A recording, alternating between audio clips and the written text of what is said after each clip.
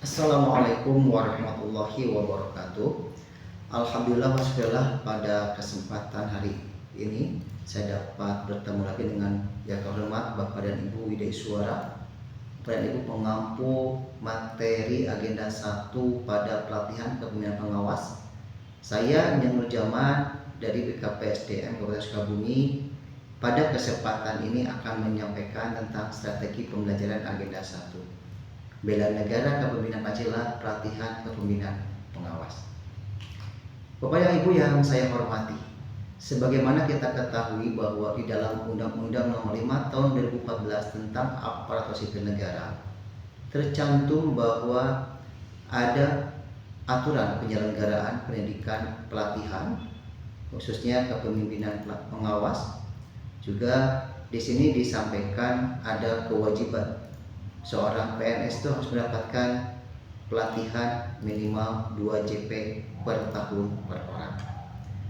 Ada landasan operasionalnya adalah Peraturan Pemerintah Nomor 11 Tahun 2017 tentang manajemen ASN, sebagaimana telah diubah dengan Peraturan Pemerintah Nomor 17 Tahun 2020. Landasan teknis operasionalnya diturunkan lagi dengan Peraturan Lembaga Administrasi Negara Indonesia Nomor 5 Tahun 2022 tentang penyelenggaraan pelatihan struktural kepemimpinan sebagaimana telah diubah dengan Peraturan LAN Nomor 6 Tahun 2022. Nah, Bapak Ibu, pada pelaksanaan operasional teknisnya LAN mengeluarkan surat keputusan Kepala Lembaga Administrasi Negara Nomor 2 1 garis miring K titik 1 garis miring PDP garis miring 07 garis miring 2023 tentang kurikulum pelatihan struktural kepemimpinan.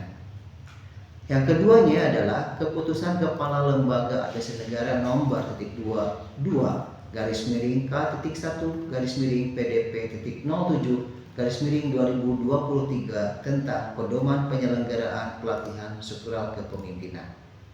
Nah, Bapak dan Ibu, kita mengetahui bahwa di dalam metode penyelenggaraannya ada 3 jenis penyelenggaraan atau 3 metode. Yang pertama ada pelatihan klasikal, terdiri dari on campus, off campus, dan on campus kembali. Kemudian yang kedua adalah blended learning. Blended learning terdiri dari 3, ada pelatihan mandiri atau yang bisa kita sebut self learning. Kemudian ada distance learning, dan yang ketiga ada pembelajaran klasikal. Pada saat distance learning ada 2 kegiatan. Yang pertama e-learning dan yang kedua adalah aktualisasi di tempat kerja. Sedangkan distance learning dalam keadaan darurat atau keadaan tertentu ada 2 jenis kegiatan. Pertama pelatihan mandiri, yang keduanya e-learning. Bapak dan Ibu, setelah kita mengetahui bagaimana metode penyelenggaraan, maka wajib disampaikan adalah deskripsi singkatnya dari mata pelatihan yang akan disampaikan kepada peserta.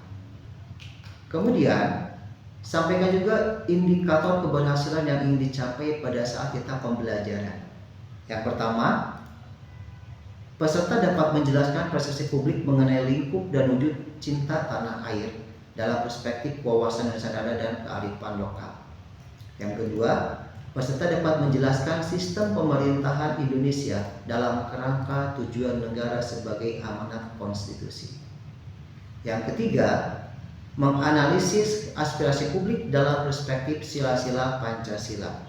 Dan yang keempat, menerapkan kepemimpinan dan nilai-nilai dasar bela negara dalam kompetisi dan konflik kepentingan dalam konteks aktual guna menangkal hambatan etika dan integritas pelayanan publik sebagai wujud kewaspadaan nasional.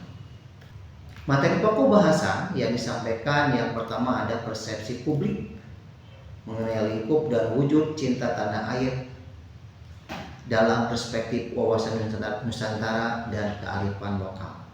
Yang kedua, materi pokoknya adalah preferensi publik dalam kerangka tujuan negara sebagai amanat konstitusi.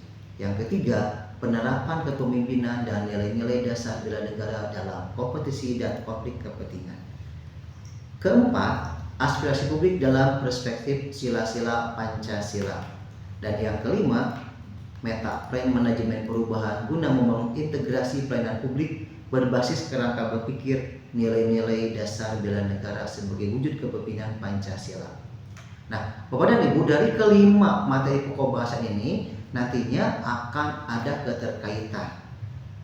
keterkaitan materi ke-1, ke-2, ke-3, ke-4, dan ke-5, dan juga nanti akan dikaitkan dengan agenda ke-4. Nah, Bapak dan Ibu, ini gambaran sekilas tentang rencana pembelajarannya, dan secara operasional akan saya sampaikan sebagai berikut.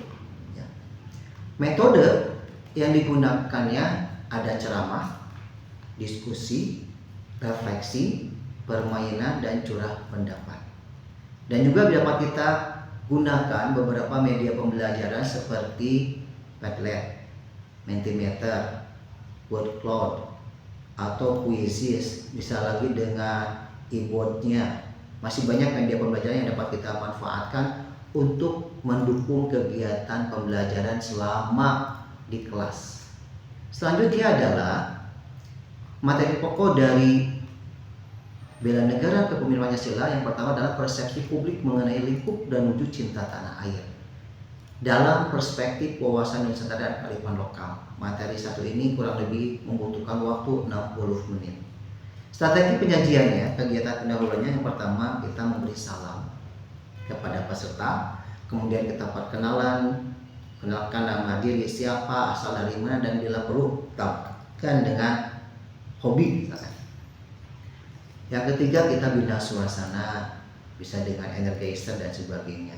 Kemudian kita memberikan apresiasi, kemudian mereview materi yang telah dilaksanakan pada saat self learning. Dan kita juga menyampaikan tujuan pembelajaran, mau apa, hasilnya apa, indikatornya mau bagaimana. Kemudian strategi penyajian pertama, mengajak peserta melakukan refleksi awal. Dengan cara apa? Bisa dengan bertanya, atau mungkin bisa minta peserta untuk berbagi pengalamannya. Yang kedua, mengajak peserta secara pendapat tentang persepsi tentang materi yang telah dipelajari pada saat self learning. Yang keduanya, menjelaskan tentang persepsi. Apa itu persepsi? Ya. Kemudian kita putarkan lagu Tanah Air Indonesia. Dan nanti kita tanya jawab dengan mereka tentang pesan dan makna lagu yang telah didengarkan tadi. Kemudian yang kelimanya adalah membahas tentang cinta tanah air, wawasan Nusantara, dan kearifan lokal. Bisa dengan diskusi, dengan curah pendapat, atau dengan memberikan contoh-contoh kembali. Ya. Selanjutnya Bapak dan Ibu, materi pokok yang adalah referensi publik dalam kerangka tujuan negara sebagai amanat konstitusi. Materi kedua ini kurang lebih 80 menit. Dan penekanannya di sini adalah tujuan negara sebagaimana yang telah tercantum dalam alinea keempat pada pembukaan Undang-Undang Dasar Negara Republik Indonesia tahun 1945. Nah, strategi penyajiannya adalah yang pertama memaparkan preferensi publik, yang kedua curah pendapat tujuan negara, bagaimana sejarahnya sampai kita dapat menentukan 4 tujuan negara sebagai visi dari negara Indonesia. Yang ketiganya penayangan video pendek tentang tujuan negara. Kita bisa mencari bahannya video pendek di Google ataupun di YouTube yang lainnya. Kemudian memberikan pertanyaan pemantik untuk membuka suasana, dan nanti kita membahas sistem pemerintahan Indonesia. Kemudian materi pokok yang ketiga adalah penerapan kepemimpinan dan nilai-nilai dasar bela negara dalam kompetisi dan konflik kepentingan. Nilai-nilai dasar bela negara kita ambil dari Undang-Undang Nomor 23 Tahun 2019 tentang pengelolaan sumber pertahanan negara. Di sini penyajiannya adalah pada saat penyajian ketiga ini, peserta kita ajak untuk membuat sebuah survei. Survei ini dengan urutan, yang pertama menyusun kuesioner survei ini, yang kedua melakukan survei ini, yang ketiga menganalisis data, yang keempat mempresentasikan hasil survei. Berikan kesempatan kepada peserta untuk mengadakan survei dengan aspirasi dari masyarakat ataupun dari teman sekerjanya bagaimana nilai bela negara dalam kehidupan sehari-hari. Lanjutnya adalah materi keempat, ini kurang lebih 250 menit, tentang aspirasi publik dalam perspektif sila-sila Pancasila. Sebagaimana kita ketahui bahwa sila-sila Pancasila itu merupakan dasar. Pancasila itu merupakan dasar bagi pemerintah di dalam pelaksanaan dalam kehidupan berbangsa dan bernegara. Sila ke-1 akan menjiwai sila kedua, sila kedua harus menjiwai juga sila ketiga harus menjiwai sila keempat harus menjiwai sila kelima, dan begitu seterusnya, sehingga kita ada beberapa perspektif tentang sila-sila Pancasila dalam kepemimpinan Pancasila. Nah, strateginya adalah memaparkan tentang implementasi kepemimpinan. Di sini bisa experience learning, jadi pembelajaran pengalaman dari seorang pemimpin. Kemudian kita diskusi tentang nilai-nilai bela negara dalam kehidupan sehari-hari. Ya. Kemudian nanti pada saat ini kita akan menguji mereka dengan memperkenalkan permainan samurai. Kemudian bermain samurai dan mengambil pelajaran dari permainan. Permainan ini adalah intinya untuk menguji kompetisi, kepentingan, ada konflik kepentingan. Nanti kita akan melihat bagaimana hasilnya setelah mereka mengikuti permainan ini. Ya.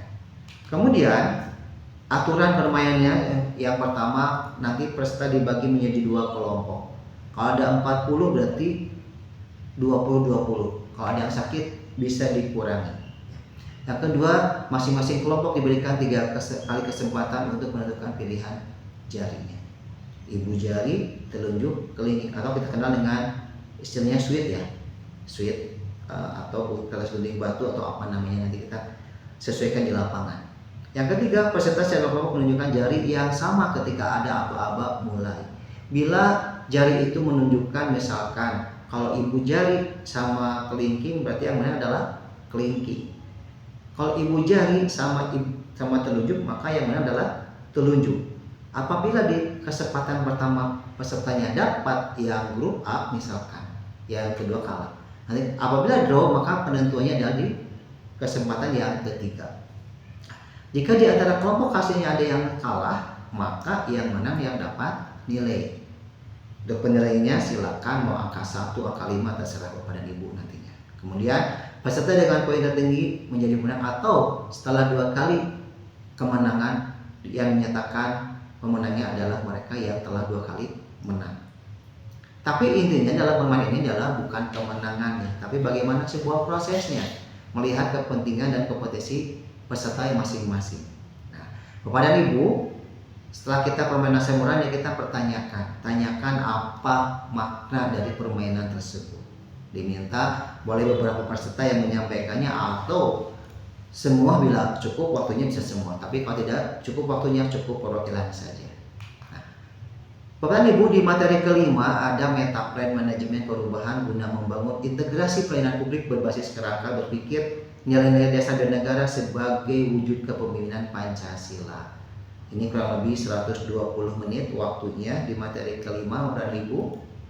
Dan bagaimana kita membuat meta plan manajemen perubahannya untuk diintegrasikan dalam membangun pelayanan publik. Ya. Tapi nanti kita kaitkan dengan kerangka berpikir nilai-nilai dasar bela negara. Yang kita lihat dari 5 nilai dasar bernegara kita kaitkan. Ya. Dasar pembelajaran adalah memperkenalkan konsep pentahelix. Di konsep kolaborasi antara berbagai macam unsur. Ada unsur pemerintahnya, unsur masyarakatnya, unsur dunia usahanya, kemudian ada unsur dari medianya, dan ada unsur dari perguruan tingginya. Nah, kita perkenalkan konsep pentahelix kepada mereka. Untuk mencapai sebuah tujuan itu kita perlu kolaborasi, bekerja bersama-sama dengan pihak-pihak lain. Kemudian yang kedua, menyusun rencana perubahan terkait implementasi nilai bela negara dalam bentuk pentahelix. Ini bisa dilakukan dengan cara berkelompok. Kemudian nanti presentasi kelompok, adakan tanya jawab tentang hambatan etika, akuntabilitas, dan integritas pelayanan publik. Yang kelima, memaparkan wujud kewaspadaan nasional. Hal ini nanti dapat dilakukan pada saat mereka diskusi dan juga mungkin tiap kelompok untuk memaparkannya. Berikan waktu secukupnya atau disesuaikan dengan jam pembelajarannya. Bapak dan Ibu, kegiatan penutup pada tayangan strategi pembelajaran ini kurang lebih 40 menit. Yang pertama, kita akan melakukan refleksi dan membuat kesimpulan dengan menggunakan word cloud. Kemudian setelah itu kita adakan evaluasi pemahaman secara individual dengan menggunakan aplikasi Quizizz. Ini ada beberapa pertanyaan. Quizizz-nya sampaikan kepada peserta. Dan yang ketiganya, memberikan apresiasi. Ucapan terima kasih, kemudian motivasi kepada peserta telah mengikuti kegiatan selama ini. Yang terakhir ada pantun cerita indah pesisir. Geopark di Sukabumi, mari cinta tanah air untuk Ibu Pertiwi. Terima kasih atas perhatiannya. Assalamualaikum warahmatullahi wabarakatuh.